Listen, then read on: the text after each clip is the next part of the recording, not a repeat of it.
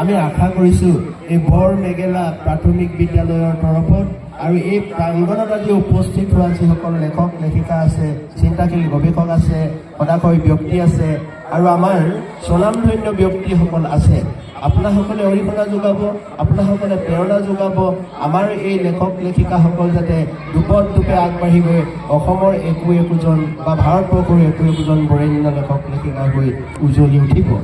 মোৰ ভাল লাগিছে আমাৰ সম্পাদনা সমিতিত বসন্ত সোণোৱালকে মুখ্য কৰি যি 5গৰাকী আমাৰ শিক্ষাৰ্থী আছে, ছাত্ৰ বা ছাত্ৰী আছে, তেওঁলোকে ইতিমধ্যে কৰ্মৰত, তেওঁলোকে যথেষ্ট কষ্ট কৰিছে। ইতিমধ্যে সঞ্চালক বসন্ত সোণোৱালে গোটেই কথাকেইটা কৈছে, দিনে ৰাতিয়ে কেনেকৈ পৰিশ্ৰম কৰি তেওঁলোকে এই স্মৃতি গ্ৰন্থখন ৰাইজৰ হাতত দিবলৈ আগবাঢ়ি আহিছে। এইটো সঁচাকৈয়ে খুব অনন্য কথা, অপূৰ্ব কথা আৰু জানিবলগীয়া আৰু মানিবলগীয়া কথা। আপোনাসকলক আমি অত্যন্ত শ্ৰদ্ধা সহকাৰে জনাইছোঁ।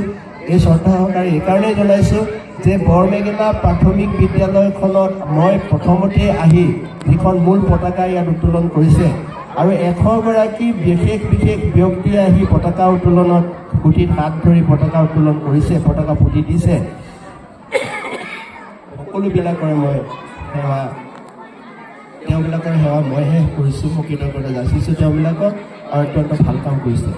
আপোনাসকলে আমাৰ বিদ্যালয়সমূহ প্ৰাথমিকৰ পৰা বিশ্ববিদ্যালয়লৈকে যিমানবিলাক বিদ্যালয় আছে, এই বিদ্যালয়বিলাকত এনেকুৱা ধৰণৰ অনন্য কিছুমান কাম বন হৈ থাকে, অনন্য কিছুমান কাৰ্যসূচী হৈ থাকে, যিবিলাক কাৰ্যসূচী আমাৰ শিক্ষাৰ লগত জড়িত, শিক্ষাৰ্থীসকলৰ লগত জড়িত এনেকুৱা ধৰণৰ কাম বনবিলাকৰ সৈতে আমি গোটেই জাতিটো, গোটেই সম্প্ৰীতিটো বা গোটেই আমাৰ ভাষা সাহিত্য সংস্কৃতিৰ সৌধ নিৰ্মাণ কৰিবলৈ আমি নিশ্চয় আগবাঢ়ি যাব পাৰিম। এনেকৈয়ে অসমীয়া জাতি ভাষা কৃষ্টি সংস্কৃতি আমি জীয়াই ৰাখিব লাগিব। আমি গ্ৰামাঞ্চলৰ পৰা যিহেতু ওলাই গৈছোঁ, এই গ্ৰামাঞ্চলতে আচলতে বহুত সোণগুটি আছে। ইতিমধ্যে বসন্ত সোণোৱালৰ মুখতে বা সম্পাদক ডাঙৰীয়াৰ মুখতে মই এটা কথা গম পাইছিলোঁ যে এইখন বৰমেগেলা প্ৰাথমিক বিদ্যালয়ৰ পৰা ওলাই যোৱা বহুত কৃতি ছাত্ৰ ছাত্ৰী ইতিমধ্যে আমাৰ দেশ বিদেশৰ বিভিন্ন স্থানত বিভিন্ন কৰ্মত তেওঁবিলাক কৰ্মৰত অৱস্থাত আছে। কিন্তু আমাৰ সঁচাকৈ মেগেলাবাসীৰ কাৰণে গৌৰৱৰ বিষয়, আমাৰ জাতিৰ কাৰণে গৌৰৱৰ বিষয়। আন এটি কথা কৈ মই সামৰিব বিচাৰিছোঁ, সেয়া হৈছে এই স্মৃতিগ্ৰন্থ। এই স্মৃতিগ্ৰন্থখনৰ বুকুত লিখা আছে বহুতেই তথ্য পাতি, মই অকণমান মুকলি কৰি দেখুৱাম বাৰু। কিন্তু এই যে আমাৰ এখন বিদ্যালয় প্ৰতিষ্ঠা হোৱাৰ 25 বছৰৰ পিছত আমাৰ ৰূপালী জয়ন্তী পাতে, 50 বছৰত সোণালী জয়ন্তী পাতে, 100 বছৰত শতবৰ্ষ অনুষ্ঠান পাতে।